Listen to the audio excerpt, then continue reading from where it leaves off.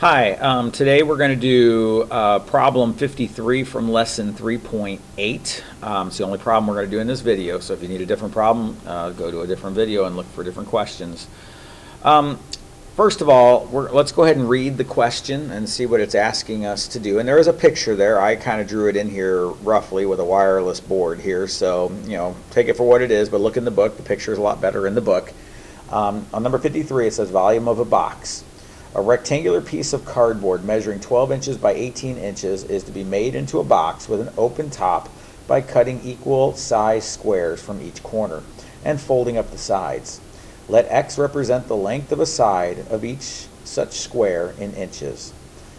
Alright, so what we're going to do, we're actually going to do parts B, C, and D, okay? Part A actually asks you for given the restrictions. And I just want to go through that really quick just to let you know that if this side is 12 inches long, you can't cut off, say, 7 inches on one side and 7 inches on the other side and still make a box, because you just cut off 14 inches on both sides.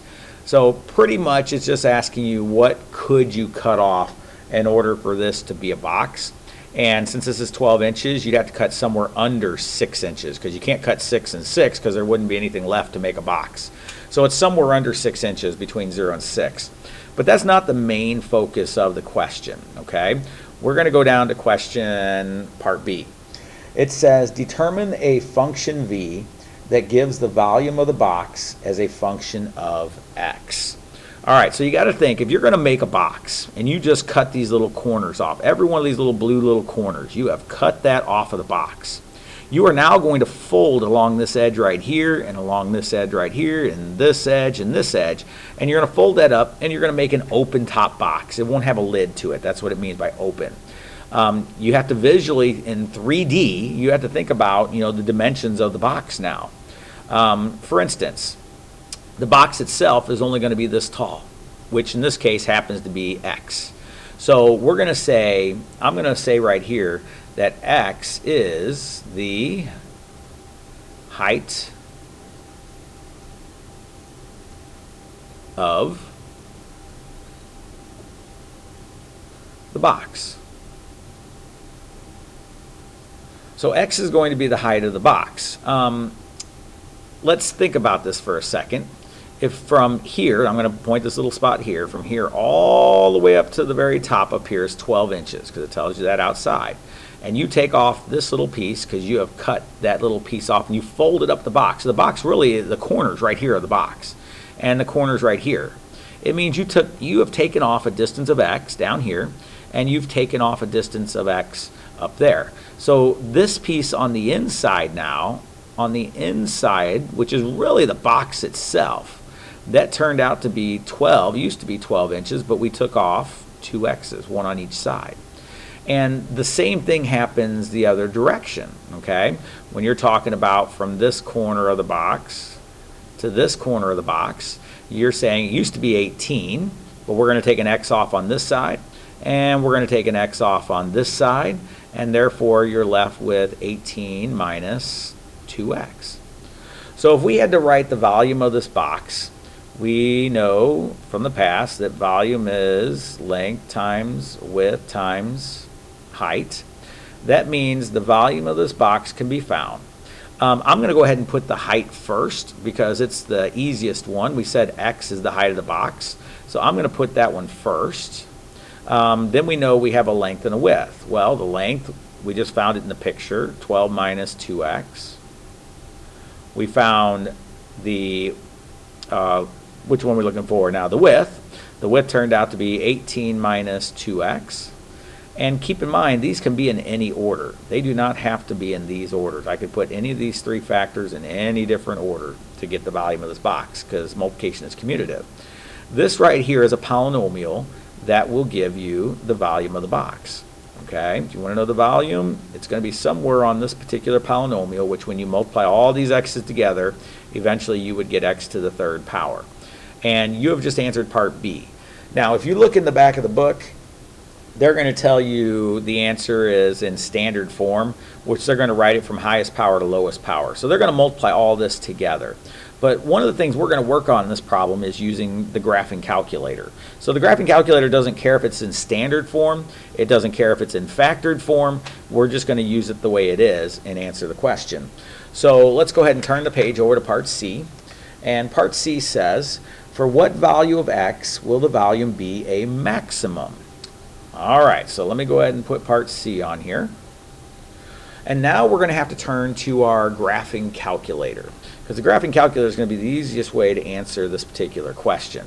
So if you go ahead and start up your calculator, or just pay attention if you don't have one on you, I'm going to go to the y equals screen, and I'm going to type in the volume of this particular box, which we said the height was x, and then we said the length was 12 minus 2x.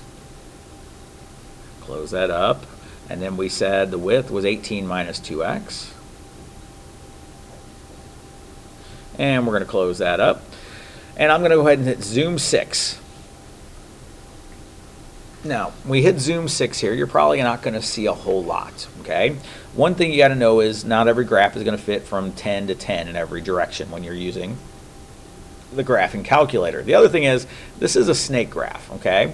This is a snake graph. You may not be seeing everything here, but we know it's got to come.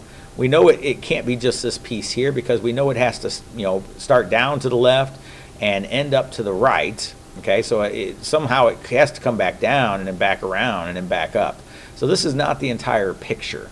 What I'm going to do is make a few adjustments. Like for instance, x stands for the height of the box. The height's not going to be negative, okay? So I'm going to come back to the window button, and the x min is how far left you go.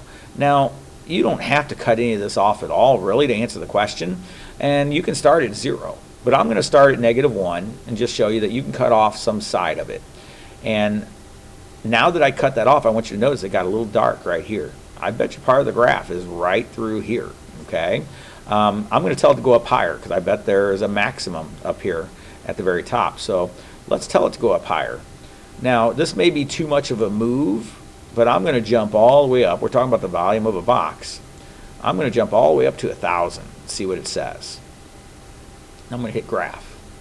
Oh, look at that.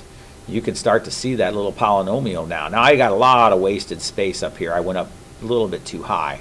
But you can see it's coming through this direction. So it's got down to the left, and it's going to have up to the right.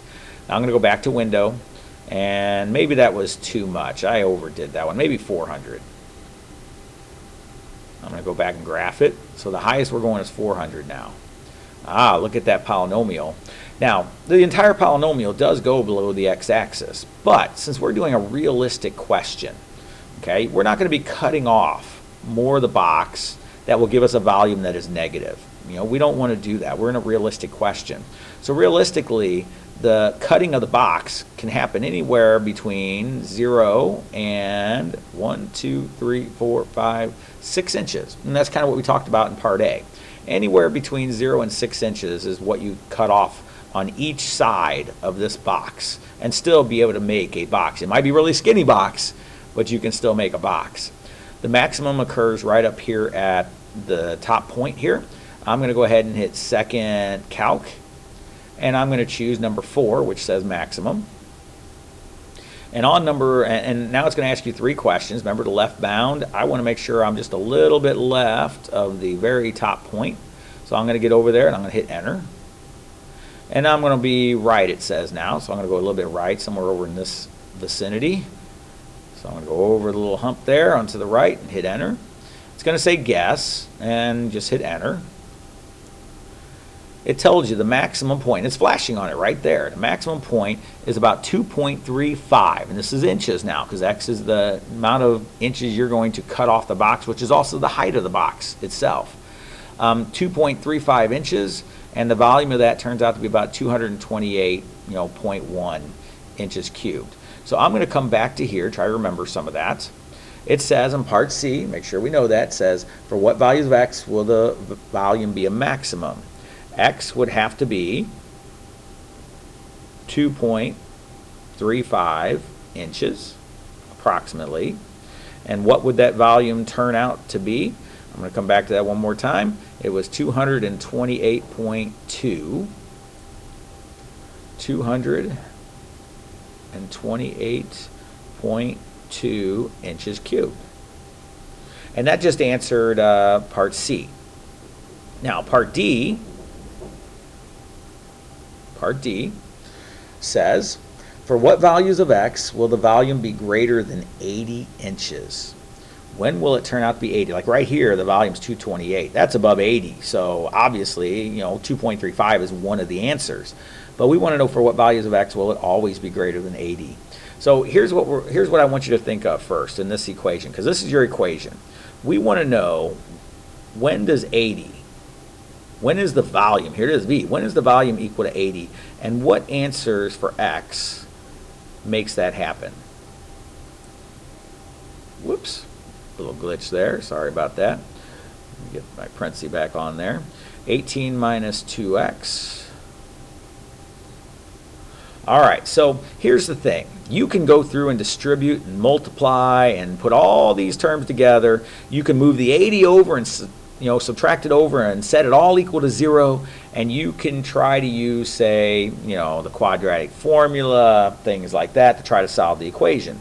But the easiest way to do this is to come back to your calculator and say, well, where is 80 on this y-axis? Because that's where we want this graph to be above.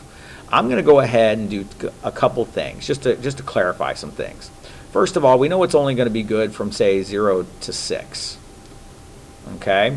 I just want to make sure I focus on the part of the graph that we need most, which we can't cut off more than 6 inches. And I'm going to graph that so you can see it. I just kind of cut all the way out here to 6. That's all you're seeing now. All right, the next thing is, where is 80 on this y-axis? We went all the way up to 400. That's that was pretty much all the way up to the top up here. I want to know where 80 is. Let's come back to y equals, and I'm going to go down to the second graphing line, y sub 2, and I'm going to say, let's graph y equals 80. Y equals 80, remember, that's a horizontal line. That's HOY, H0y, H-O-Y. That's a horizontal line. I'm going to hit graph. There it is. The part of the graph that is going to have a higher volume, that's going to give you a volume above 80, the x's go from this point all the way around to this point. So there's somewhere in this range right in here. We're going to use the intersection button on the calculator to tell us where this intersects and where this part intersects over here. So I'm going to go to second calc, and instead of choosing minimum or maximum like we were doing before, we're going to choose number 5, which is intersection. And if you just take your cursor and you put it somewhere near the intersection,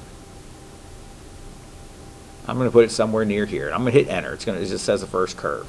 Now it says the second curve, and notice it's flashing right next to the enter point there, but it's on the line now. I'm going to hit enter. It's going to say guess. You hit enter one more time. And notice it's flashing on the intersection point, and it says it's about 0.42 if I round, and it says the volume will be 80. So I'm going to come back to here, 0.42. What is it? Let's see. X is going to be somewhere, okay, we're going to use interval notation. It's going to be somewhere from 0.42. Let's try it one more time. Let's do that one more time. We're going to say the x's have to be somewhere greater than 0.42. Okay? But they also have to be, let's take a look at the calculator one more time. Let's look for the other intersection point. Second calc, number 5. This time I'm going to hold the button down until I get all the way over near the other intersection point, because that'll tell it that that's the one I want, because that's the one I'm closest to. There I am. I'm on the first curve. It's going to say the second curve. Now it jumped to the line. Hit it, enter again. It's going to say guess. Hit enter again. And it says the intersection point turned out to be exactly 5. So therefore, the x's have to be greater than 0.42, but the x's have to be less than or equal to 5, because it's exactly equal to 5. So in this case, your answers, and we'll put it all in one compound inequality.